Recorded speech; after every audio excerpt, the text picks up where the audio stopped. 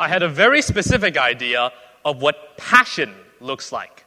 I remember seeing the Pacific Ocean, a ceaseless blue expanse beyond anything I could comprehend, and its creatures, mako sharks, how effortlessly they move, blade-like fins, bodies built for speed, so perfectly designed that if they stop swimming, they sink. Whales, gentle giants, singing songs we still don't fully understand, while feeding on creatures smaller than your fingertip. Coral reefs, entire cities underwater, creatures hiding, hunting, surviving, all in one place. I couldn't get enough of it. So, I read more. I just wanted to see it for myself. I even built a mini marine ecosystem at home. Had all sorts of beautiful marine species. Take this brain coral, for instance. After 3 weeks of my care, it bleached and lost its tissue. And this blue tang, one of the most iconic reef fish, after 2 weeks in my aquarium, you know the rest. There were casualties. To the former residents of my fish tank, I sincerely apologize. You were pioneers in this great expedition. Except for the blue tang. He just didn't keep swimming.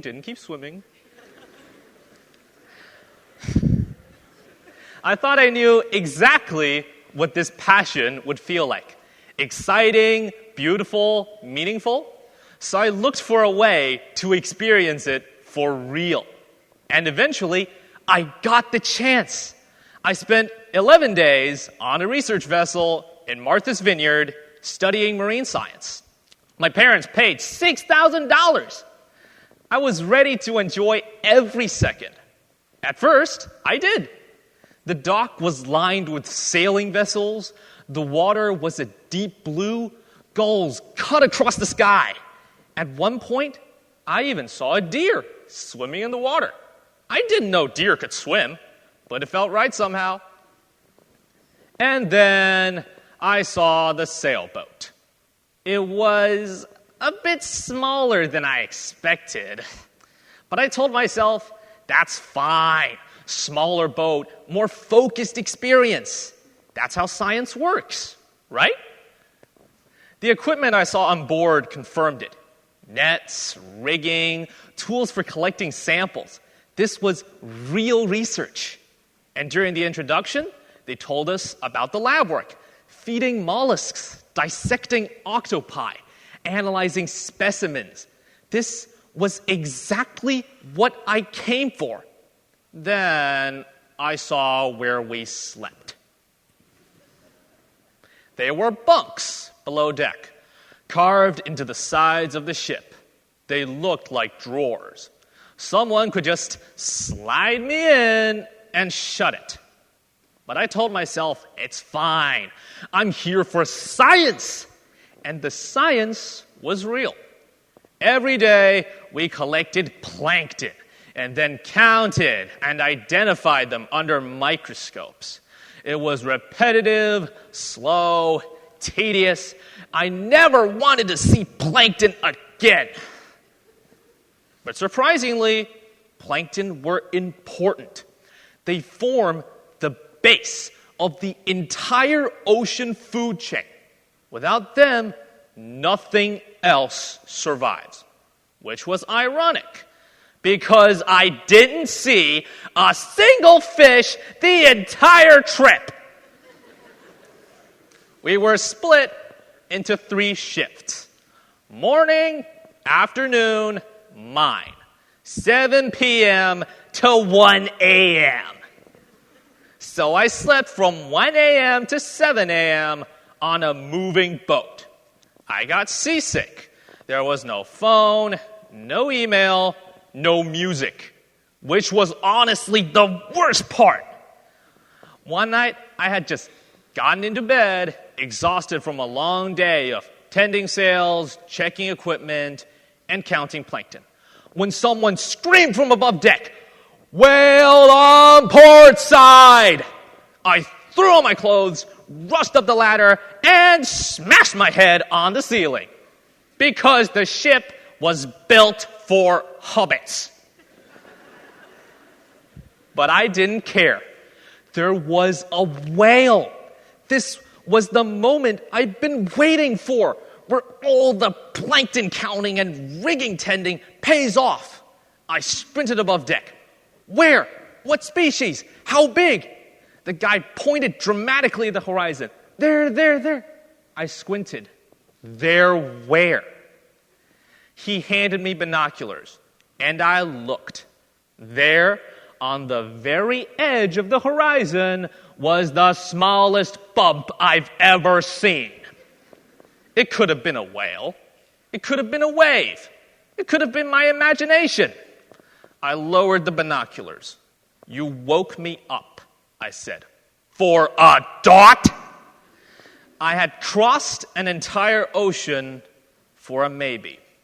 That moment stayed with me because I had imagined marine biology as something cinematic. Instead, it was dots on the horizon, plankton collection, sleep deprivation, trying not to throw up on a sailboat in choppy waves. By the end of the 11 days, I was just happy to step off the boat. When I got home, I complained a lot. I told my family it was basically an expensive sailing camp where I paid to suffer. I told the story over and over again, how miserable it was. And somewhere in the middle of one of those complaints, I realized something uncomfortable.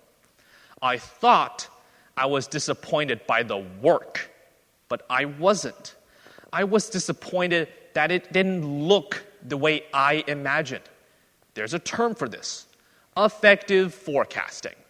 It's our tendency to imagine something we'll feel and get it wrong. I thought passion was supposed to feel amazing all the time, and when it didn't, I thought something was wrong. I expected a performance. What I got was practice. And honestly, I don't think I'm the only one who does this. We romanticize our passions. We imagine they'll feel meaningful and exciting all the way until they don't. So, here's the million-dollar question. Should we stop romanticizing? The answer? I don't think we can, because those expectations, those idealized versions, are what get us started in the first place. They got me on that boat. And even though the experience wasn't what I imagined, there were moments that were real. Leaning on the bowsprit, cold wind against my face, singing an old song from home to keep myself warm, lying in that drawer bed, waiting for the crash of waves to rock me to sleep. They weren't cinematic, but they were mine. And after all of it, do I still love marine biology? Yes. But now, I love it differently. Not because it looks beautiful from far away, but because I've seen it up close. Even the parts that disappoint. And that, my friends, is what passion actually looks like. The part where you stay, even when it's uncomfortable or disappointing. Everyone loves the ocean when they see it in documentaries, but marine biologists love it even after they've thrown up into it a dozen times. So, what are you chasing right now?